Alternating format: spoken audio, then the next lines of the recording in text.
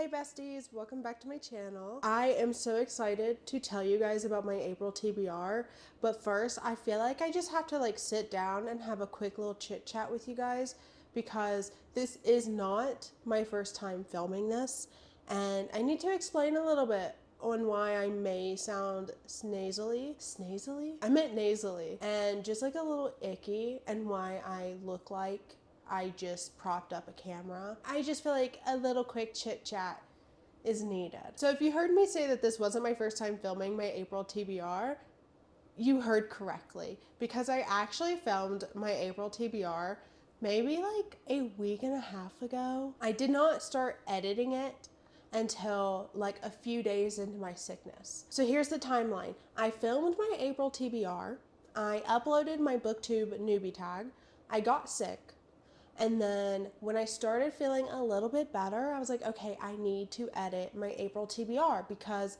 April 1st is in a couple days. And I go to edit it and I'm like, oh my God, the mic isn't working. Or it just sounds so bad. And I did it in front of my bookshelves that I finally have set up in my bedroom. And I was like, this just looks bad. Like, I could try to fix bad audio, but I can't fix if the background in the video and the quality just kind of looks bad. So I was like, I have to refilm my April TBR, but I am sick because like what sucks about getting sick is that life does not get put on hold for you. Like you still have things to do, and that is so annoying to me. Like I need everything to stop when I'm sick because I can't do it. Because when I'm sick, I genuinely just want to do absolutely nothing. So here I am, refilming my April TBR because I need to do it. There's my chit chat for a bit. So now we can get into my April TBR. So I have 5 books that I want to read for April. This is like the first month that I've actually am setting up an April TBR in like the longest of times. Like it's just been like a long time where I was like, yeah, for this month, I want to sit down and read this, and that. I just haven't had that. But here I am, going back to my old ways and hopefully getting some reading done. So the first 2 books I want to read for April are actually going to be on my Kindle, and I already have one pulled up, and it is the 4th book of the Dungeon Crawler Carl series. This one's called The Fate of the Pharaoh Gods, and the Dungeon Crawler Carl series is from Matt Dinniman. I don't know if I'm saying that right, but that's his name to me. My goal for this month is to read the 4th and the 5th book. The 8th book comes out, I think, in May. So I'm trying to lock in. I'm just trying to lock in and get to the 8th book at like a timely manner, you know? Like I don't want to be so far late into reading the newest book because I am loving this series. I am having a lot of fun with it. I finished book 3 about like a few days ago, and I think that one's my favorite book so far out of the series, even though it was a little bit of a clusterfuck with the setting and it's very confusing. But it, you know what, it doesn't matter to the reader. The reader doesn't need to really know what's going on in terms of like the setting and the craziness of it. And Matt even made like an author note in the beginning of that book, so it's like whatever. It's still my favorite book because of everything else, because of the character growths and the collabs, that's not the right word. I guess like the working together between the crawlers and stuff. Like I just really enjoyed that book. I'm not going to talk about what books 4 and 5 are about because that's just going to be a big spoiler for the first 3 books basically. So the next book I want to read was actually unplanned. So I went to my city library and then I saw this book sitting there and I went, why not? Let me just check it out. And that is Great Big Beautiful Life by Emily Henry. If you guys watched my booktube video, I think I mentioned how Emily Henry was one of those authors that got me back into reading many years ago. And I think because of that and just because of her stories, like she's one of my favorite authors.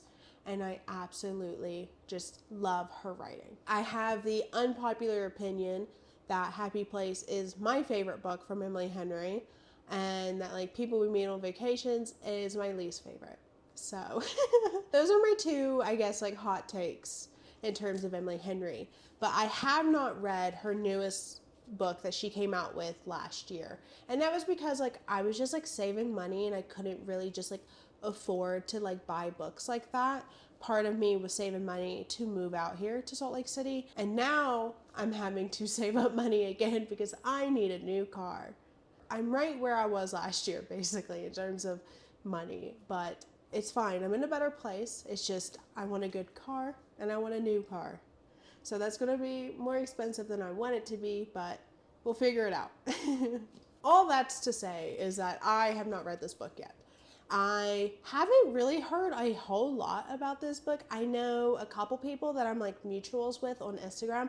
They love this book, and that's like all I've heard. I feel like I haven't heard a lot about this. Like I heard a lot about Funny Story when it came out. I actually have a signed copy of Funny Stories, so it's like, that's cool. I really like Funny Story. This is about Alice Scott, who is a journalist, and she just like writes just, I don't know, just human things like biographies, memoirs. Like she writes articles for a newspaper, and she is wanting to write a biography about this celebrity that disappeared from the light 20 years ago or so. And so she's in the running to write this book. But then there's also another guy in the running to write this book, and his name is Hayden. And of course, it's kind of like an academic rivalry type of vibe, I think. But they're like competing to like see who's going to end up writing this biography for, what's her name? Margaret. And like, it's like, why is she wanting to do this now? Like, it's been 20 years of her like out of the public eye. And it's like Alice and Hayden. Obviously, they're gonna probably bicker or something. I don't know. But I'm excited to read this.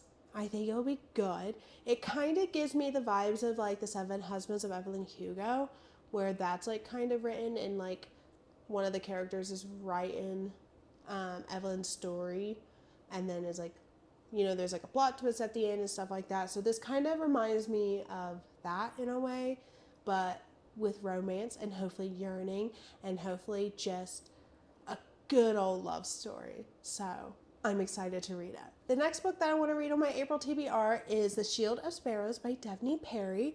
This book was actually loaned to me by my coworker because I think the second book in this comes out in literally like a few days. So she asked if I've read it and I said, no, I haven't. Like, it's on my TBR somewhere.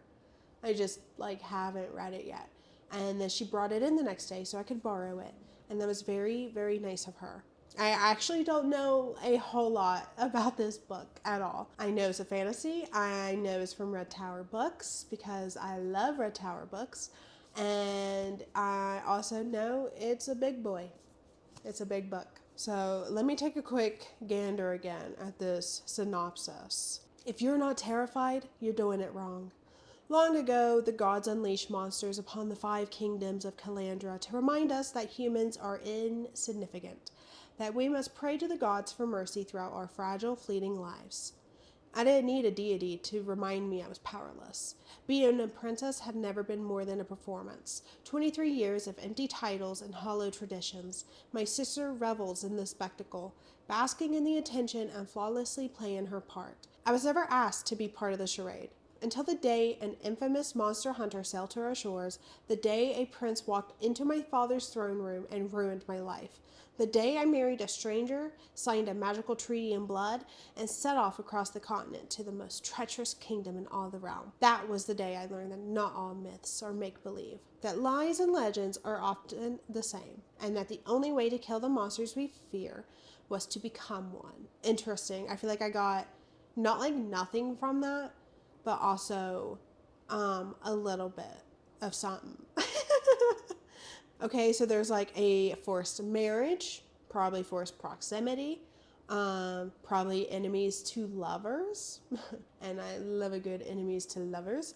She's a princess, so that's kind of cool. She doesn't want to be. What if she's like some like secret monster queen or something? Like she comes from a bloodline of monsters or something. I don't know. But it talks about how she's going to the most treacherous kingdom in all the realm. It's definitely given the vibes of like the MMC is putting on like a mask to be like a bad guy, but he's really not. Kind of like Castile Daenerys from Blood and Ash. Who else puts on a mask to seem all bad? I guess Rhys from ACOTAR, but like, I don't know. But yeah, that's the vibe I'm getting from this. It's a big one. I don't know. How many pages is this? 505 pages. I think this one's like 400. I think the 4th and 5th books from Dungeon Crawler Carl are also long. So I'm reading a lot of big books this month, okay? That's why there's only 5 books. They are huge. Especially this last book that's on my April TBR is pretty big, and I did not think it was big because it looks tiny, but it feels like a phone book. That book is Daggermouth by H.M. Wolf. This is obviously the indie published edition of this book, and I'm so grateful that I have this because I love it. I know H.M. Wolf did just like release the cover of the traditionally published Daggermouth, and it also looks really fucking good. So I feel like I will also be grabbing that if I love this book. If I love this book, which it almost feels like it's not even a question of if, and it's like when I will begin to love this book. I have heard genuinely nothing but really good things about Daggermouth, and I have just seen everyone obsessed with it, and I've obviously have seen like just like general fan art of like the characters, and they are all so hot. Like, how did H.M. Wolf come up with like some of the hottest characters ever? I don't know who this one character is, but I will put a picture of him because this is like what really like finalized my decision to read this book, like to get it and then read it, because I love characters with white hair. I don't know why. I think it comes from my childhood crush of Danny Phantom. I don't know. I just love him. If you haven't heard about this book, this is a dystopian. This is a dystopian about like 2 people. There's a guy named Grayson. He's caught his life in between 2 worlds. He's a flawless heir to the presidency, but privately he has a lot of secrets. He has skeletons in his closet, and you know what? That's fine. I can accept that. I can see past that. That's a red flag I can look behind. I would put on rose-colored glasses. It's either Shadera or Shadera. I don't remember which pronunciation it is, but she is a mercenary raised to kill, and so she misses a mark, and that mark makes her have to like basically marry Grayson. And it is a union that is no love story at all because they're fighting different sides, I would say. They have to decide between annihilating one another or burning the city to the ground together, and that's kind of hot. I know Mason, I think he flipped through this book because I know it's not something he would ever read, but he flipped through it, and I think he got to a smut scene and he was like, oh my gosh. Like, I think he was like a little scandalized. I don't know, but I'm excited to read it. I feel like this will probably end up being the last book I read of the month just because I am wanting to savor it. I am wanting to take my sweet time with this book. Okay, I did it. I talked about all of the books I wanted to read in April for the 2nd time. So hopefully this mic sounds good and the audio sounds good, but it might not sound good just because of my voice. Just because I'm sick. I feel myself getting a little more stuffed up. I also cannot talk in this video, so I'm sorry. I am still like in a little bit of a brain fog, I think, so I can't talk that well. Anyways, 5 books may not seem like a lofty goal, but it is to me because I have slowed down how many books I've read in a month tremendously. I used to be able to read like 10 to 12, but that was also before I got into a relationship and before I started dedicating my time to other things. So, like I said on my booktube newbie tag, I am learning to be intentional with my time and intentional with my reading, and this is the start of that. If you guys like this video, please give it a thumbs up. Please leave a comment of some books that are on your TBR for the month of April, and let me know if you've read any of these books and if you've liked them or not. I am curious to hear about other people's opinions and whatnot. I am everywhere on the internet. You can find me on TikTok, Instagram, Goodreads, Threads, wherever I guess a social media account is. I am most likely there. Yeah, thank you guys for joining me today and for sitting through my sickness with me. Bye!